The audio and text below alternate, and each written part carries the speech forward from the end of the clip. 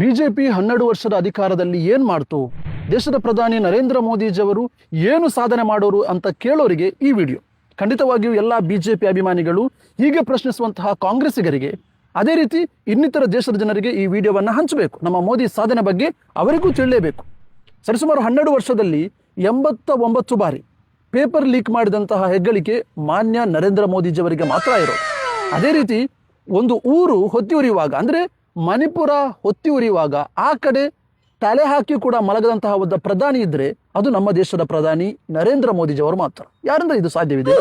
ಅದೇ ರೀತಿ ನಾಗರಿಕರ ಮನೆಗಳನ್ನ ಬುಲ್ಡೋಸರ್ ಹಾಕಿ ಕೆಡವಲು ಬಿಜೆಪಿ ಸರ್ಕಾರದಿಂದ ಮಾತ್ರ ಸಾಧ್ಯ. ಇದು ಮಾತ್ರವಲ್ಲ, ಮೋದಿ ಸಾಧನೆ ಏನು ಗೊತ್ತಾ?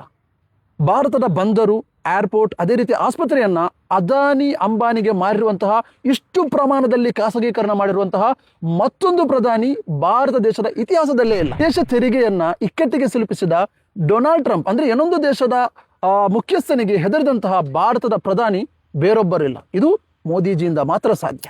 ಬಲದೊಡ್ಡ ಮಟ್ಟದಲ್ಲಿ ವೋಟ್ ಚೋರು ಮಾಡಿ ಮತ್ತೆ ಮತ್ತೆ ಅಧಿಕಾರಕ್ಕೆ ಬರುವಂತಹ ಹೆಗ್ಗಳಿಕೆ ಯಾರಿಗಿದೆ ರೀ? ಅದು ನಮ್ಮ ಮೋದಿಯವರಿಂದ ಮಾತ್ರ ಸಾಧ್ಯ.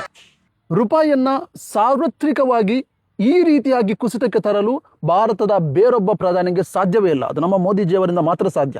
ಭಾರತದ ಎಕಾನಮಿಯನ್ನ 47ನೇ ಸ್ಥಾನಕ್ಕೆ ಇಳಿಸಿದ್ದು ನಮ್ಮ ಮೋದಿಜಿಯವರ ಹೆಗ್ಗಳಿಕೆ. ಇದು ಮಾತ್ರ ಏಕೆ, 12 ವರ್ಷಗಳಲ್ಲಿ ಒಂದೇ ಒಂದು ಬಾರಿ ಪ್ರೆಸ್ ಮೀಟ್ ಮಾಡದಂತಹ ಒಬ್ಬ ಪ್ರಧಾನಿ ಇದ್ದರೆ ಅದು ನಮ್ಮ ಮೋದಿಜಿಯವರು ಮಾತ್ರ. ಇದು ಮೋದಿಜಿಯವರ ಸಾಧನೆ. ಅತ್ಯಾಚಾರಿಗಳನ್ನ, ಭ್ರಷ್ಟಾಚಾರಿಗಳನ್ನ ಕರೆತಂದು ತಮ್ಮ ಪಕ್ಷಕ್ಕೆ ಕರೆತಂದು ಸಿಎಂ ಮಾಡುವಂತಹ ಒಬ್ಬ ಸಾಧನೆ ತೋರುವುದಾದರೆ ಅಂತಹ ಮಹಾನ್ ಸಾಧಕ ನರೇಂದ್ರ ಮೋದಿಯವರು ಮಾತ್ರ. ಹೇಳಿದ್ದೆಲ್ಲವೂ ಮಾಡದನ್ನೆಲ್ಲವನ್ನು ಹೇಳುವ ಏಕೈಕ ಪ್ರಧಾನಿ ನಮ್ಮ ಮೋದಿಜಿಯವರು ಮಾತ್ರ. ಈ ಬಗ್ಗೆ ದೇಶದ ಎಲ್ಲ ಜನರಿಗೆ ಗೊತ್ತಾಗಬೇಕು. ಬಿಜೆಪಿ ಅಭಿಮಾನಿಗಳು ಖಂಡಿತವಾಗಿಯೂ ಈ ವಿಡಿಯೋವನ್ನ ಎಲ್ಲರಿಗೆ ಹಂಚಬೇಕು. ಇದು ಮೋದಿಯಿಂದ ಮಾತ್ರ ಸಾಧ್ಯ.